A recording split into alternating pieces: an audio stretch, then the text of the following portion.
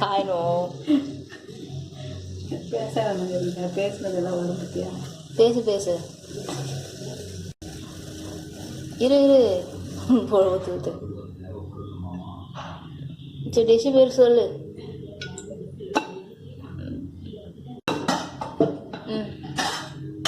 உருளைக்கிழங்கு குருமா. என்னாச்சு? தமிழ் போடக்கூடாதா? ஏலக்காய் பட்டை போடணும். ஓகே ஓகே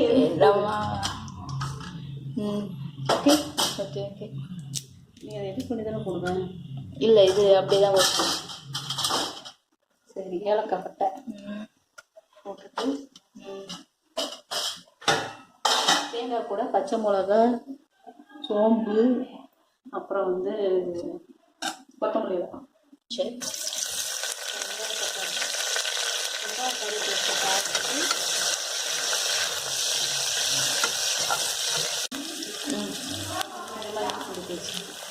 இஞ்சி பூண்டு பேஸ்ட்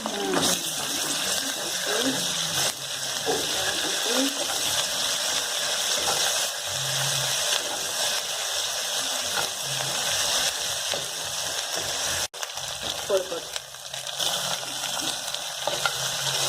எத்தனை தக்காளி ஒரு தக்காளி கொஞ்சமாக இருந்தால் போதும். ஏன்னா இட்லி தானே போட போகிறோம். இப்படி அதனால் தக்காளி போட்டு கொஞ்சம் உருளைக்கிழங்கு போடணும். எத்தனை கிழங்கு?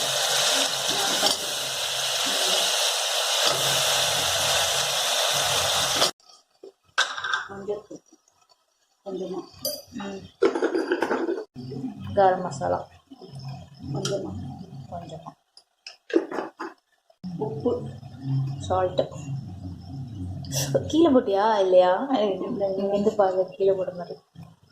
தேவைக்கு உப்பு போட்டு மிளகாத்தூள் போடக்கூடாதா? ஏன்னா பச்சை மிளகா வச்சா போட்டனால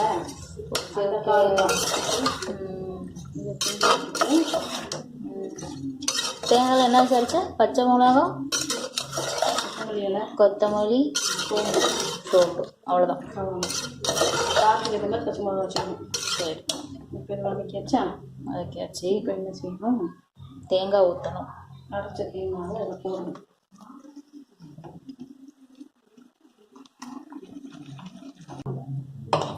இப்போ அதுக்கு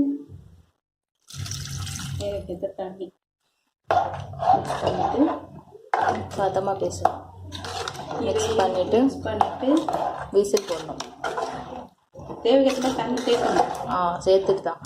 சேர்த்துட்டு 3 விசில் போட்டு ஆஃப் பண்ண வேண்டியதுதான். சரி ஒரு விசில் போடு, அப்புறம் ஆஃப் பண்ணலாம். கொஞ்சம் தண்ணி வைக்கலாம். இது ரொம்ப கட்டியாக வரும், லிக்விடாக தான் இருக்கும். நல்லா இருக்கும் சப்பாத்தி.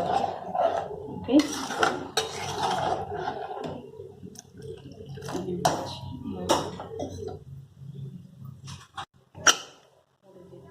எத்தனை விசில் போடணும்? 3 விசில். 3 விசில்.